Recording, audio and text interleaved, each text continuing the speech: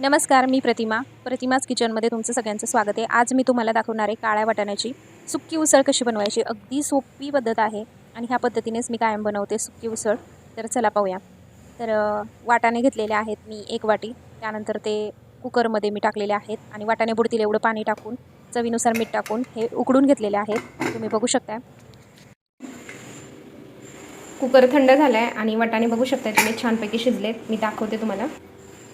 हे बघू शकताय खूप छान प्रकारे शिजलेत. आता ह्याची मी आहे ना एकदम साधी सोपी आणि सिंपल अशी सुक्की भाजी बनवणार आहे.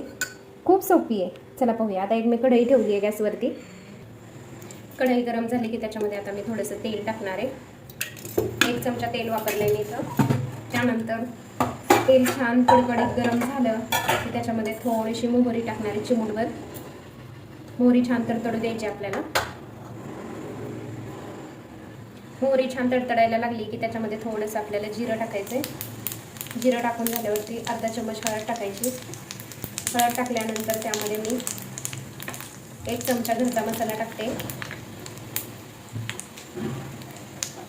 घरचा मसाला टाकून झाल्यानंतर त्याच्यामध्ये आपल्याला टाकायचे शिजवलेले वाटाणे. काळ्या वाटाण्याची उसळ पण खूप भारी लागते.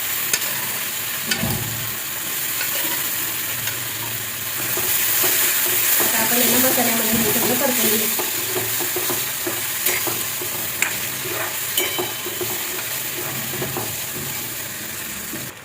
तर आता त्याच्यामध्ये आपल्याला चवीनुसार मीठ घालायचं आहे. शिजवताना आपण थोडंसं मीठ घातलं होतं त्यामुळे आता थोडंसंच मीठ टाकायचं आहे. 1/2 चमचा मीठ टाकले मी इथं आणि परत आपल्याला हे छान असं परतून घ्यायचं. झाली आपली काळ्या वाटाण्याची सुकी भाजी. एकदम साधी सोपी आणि सिंपल, कोणीही करू शकेल इतकी सोपी आहे. आणि तुम्हाला खरं सांगू की अशीच भाताबरोबर किंवा मग चपातीबरोबर रोटीबरोबर खरंच खूप भारी लागते. मला खूप आवडते. आणि ही भाजी ना आपण थालीपीठ असतं ना, थालीपीठाबरोबर सुद्धा आपण खाऊ शकतो. तर तुम्ही बघू शकता किती छान दिसते आहे. तर तुम्हाला जर ही भाजीची रेसिपी आवडली असेल ना तर नक्कीच एक लाईक करा. माझं नवीन चॅनल आहे, सबस्क्राईब नक्की करा.